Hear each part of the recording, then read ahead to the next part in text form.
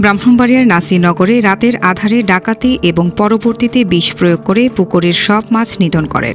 ঘটনাটি জেলার নাসিরনগরের চাতলপাড় গ্রামের ধানতলিয়া দক্ষিণপাড়া শরীফ খানের পুকুরে ঘটে। এই ঘটনায় শরীফ খান বাদী হয়ে নাসিরনগর থানায় একটি ডাকাতির এজাহার করেন।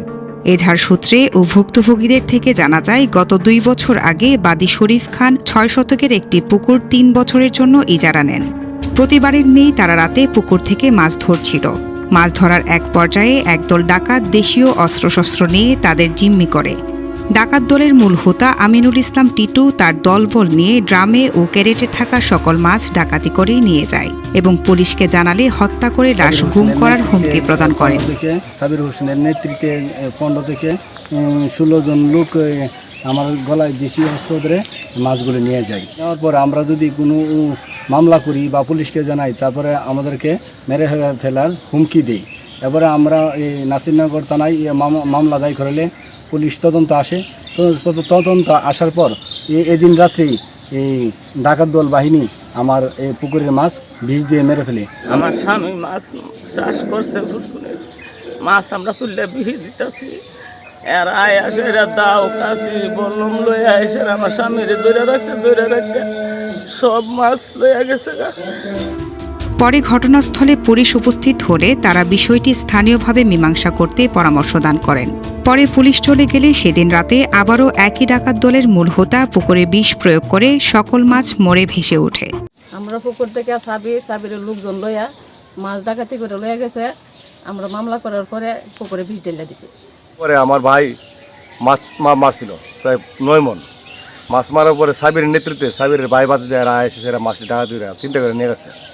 তারপর আমার বাতিজা অভিযোগ করে নাসিরনগর থানায় অভিযোগ করার পরে গত মঙ্গলবার দিন আইসি সাহেব আসে তদন্ত করার জন্য। তদন্ত করার পরে কেন আমরা পুলিশ জানালাম, এই জন্য এরা বুধবারে আমাদের পুকুর বিষ দিয়ে সারা মাছ মেরে করছে।